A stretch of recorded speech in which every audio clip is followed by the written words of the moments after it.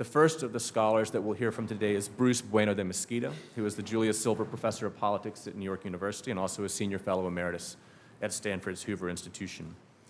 Bruce received his doctorate in political science from the University of Michigan and an honorary doctorate from the University of Groningen. He's a member of the American Academy of Arts and Sciences, the Council on Foreign Relations. He was a Guggenheim Fellow and the recipient of South Korea's DMZ Peace Prize.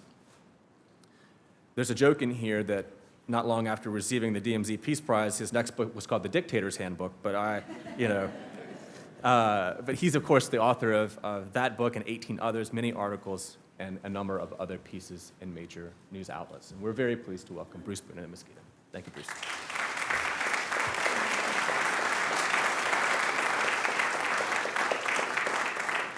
Thank you. The Dictator's Handbook was a good fit to the DMZ Peace Prize. Anyway, I want to pick up a little bit on your comments before I begin mine. Abraham Lincoln founded the National Academy of Sciences. Abraham Lincoln was also the first attorney to make a statistical argument in front of the Supreme Court to buttress his economic claims, which were correct, that keeping bridges over the Mississippi to allow the railroad to pass over the river was economically more important than protecting paddle wheel steamers. So even going back to Abraham Lincoln, we see that the opportunity for social science to have real impact was fundamental.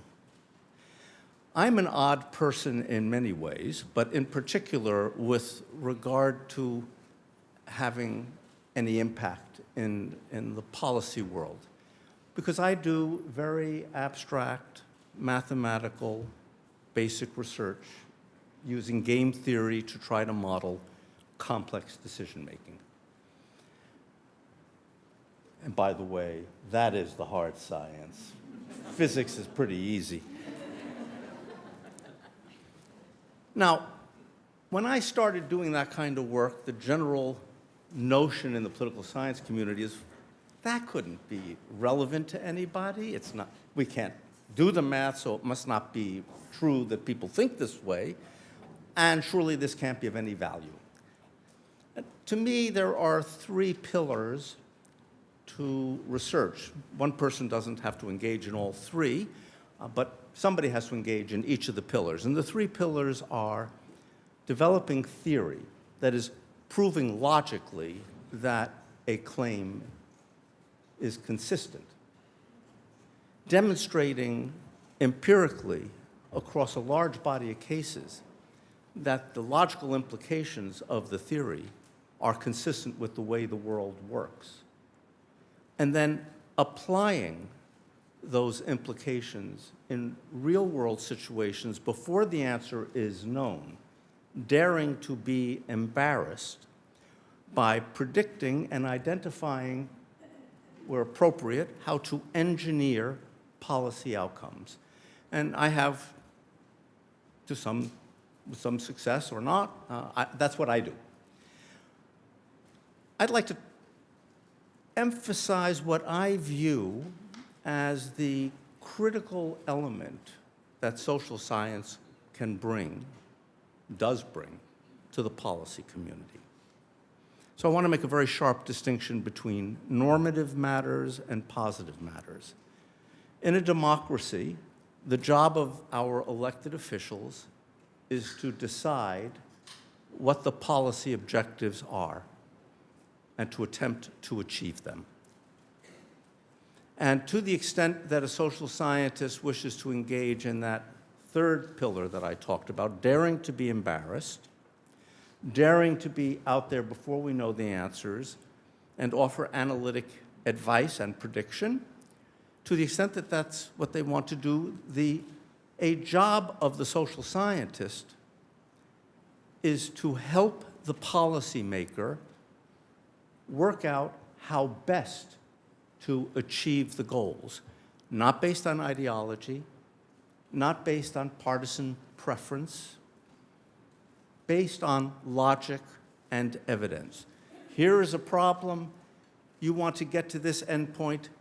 Here is what we know about how to solve that problem, grounded in logic and evidence. Here is what I recommend are the actions that you take. So what I would like to do with the time I have today is offer examples so that people understand it is not pie in the sky to use rigorous logic and evidence as a social scientist to have an effect on really hard policy questions. I've been doing that more or less for a little bit more than 35 years. I was very, very young when I started, about 2 or 3. So let me give you some examples. For odd reasons, when George Shultz was Secretary of State, I was asked if I could figure out analytically how to keep Taiwan in the Asian Development Bank when China asked for admission. Wallace had, before becoming Undersecretary under George Shultz, Undersecretary for International Economic Affairs, had been the Chancellor of the University of Rochester, where I was teaching at the time. He was a mathematical statistician. He understood much better than I did what I was doing, and so he thought maybe I could design a model and solve this problem. And as it happens, I did. I irritated a lot of State Department China experts in the process, but it remains the case today that the Asian Development Bank is the only major international organization in the world in which both China and Taiwan are members. Because of that piece of work, William Casey, then the Director of Intelligence, asked me if I could use my modeling, game theory modeling, to figure out how to get Marcos out of the Philippines, replace him with a democratic government, not let credit for his removal go to the leftist guerrillas, and have the hand of the American government be invisible. The latter part remains classified, but the rest has been published. And I designed a strategy. It was not that clever. It was pretty straightforward. This was in the period where the Pope had said the church should be out of politics, because in Latin America there was a lot of liberation theology, which the Pope didn't like. But in the Philippine case, the modeling indicated that we could pull out of Marcos's coalition and relay and a bunch of generals, we don't have to go into the names, a bunch of generals, if we could get, what a great name for a cardinal, Cardinal Sin. Hey, that was, his mother named him, not me, you know. If we could get Cardinal Sin to take a position near Cory Aquino's position politically, not endorse her, but endorse a position close to hers that would give the supporters of Marcos room to move. And that brought down Marcos. We got the Khmer Rouge to lay down their arms and allow an election in Cambodia that they knew they would lose by using game theory reasoning. We run the clock forward. I published a paper in a Sage journal in 1990. I had a very hard time, by the way, publishing that paper. I need to talk to some of the editors. I send something, bam, it should go in. We don't need all this reviewing. Sorry. I sent a paper published in 1990 using a simple game theory model to identify the conditions under which the Israeli government would agree to the creation of a semi-autonomous Palestinian entity led by Yasser Arafat. Now, I'm particularly proud of that. I want to reiterate, this was published in 1990. The paper also said that this process of creating the semi-autonomous entity would result in the collapse of the Popular Front for the Liberation of Palestine and be replaced by a then rising organization that was pretty much unknown called Hamas. What I'm proud of in that study is the dare to be embarrassed component. This was published in 1990. if you read the standard accounts of the creation of the Palestinian semi-autonomous entity, they tell you this was a product of the Second Intifada and the Oslo Accords in 1993, 3 years after the paper was published, and every detail in that analysis was borne out by what happened in reality. They simply had it wrong. If we run the clock forward, the same sort of modeling was used on behalf of our government. Each of these has been on behalf of our government. The CIA. That's the Culinary Institute of America. And some other government agencies, to solve a bunch of other problems. 2003, was it possible to predict al-Qaeda tactics and targets over a 6-month window? This was a tournament, by the way. The Defense Threat Reduction Agency brought in 7 different groups of social scientists. They understood that social science was a way to think about these things. And we had a little tournament of different methods to see what would be most effective. It happened, my particular model was most effective, but I'm sure on many other occasions the others were. It happened to work out and predicted some very detailed information about division between al-Zawahiri and Osama bin Laden within al-Qaeda that was subsequently used to leverage policy.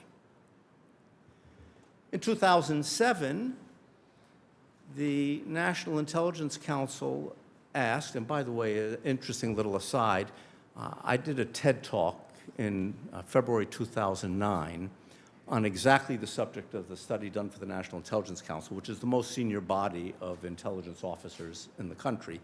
The TED Talk was based on undergraduate data and was absolutely as accurate and as detailed as the stuff that was done for the NIC with access to very, very hush-hush data. Social science doesn't need hush-hush, it needs good theory. Anyway, so in that study, and in the talk, the TED Talk, I was asked to analyze over several years the likelihood that the Iranian government was going to build and possibly use a nuclear weapon.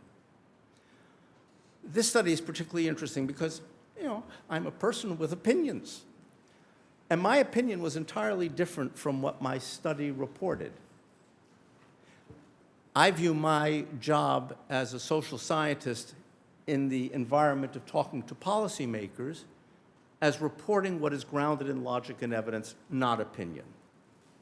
So I didn't report my opinion. What the study said was that there was intense domestic opposition to building a nuclear weapon coming from the business community, the petroleum industry, a portion of the Revolutionary Guard, and a group called the Bunyads, who control about a quarter of Iran's economy and are immune by law from taxation and from corruption charges. How do you get to be one of those guys? So the study said that these guys were imposing so much pressure on the harder line leaders in Iran that the Iranian government was unlikely to do more than develop a research quantity of weapons-grade fuel and not build a weapon.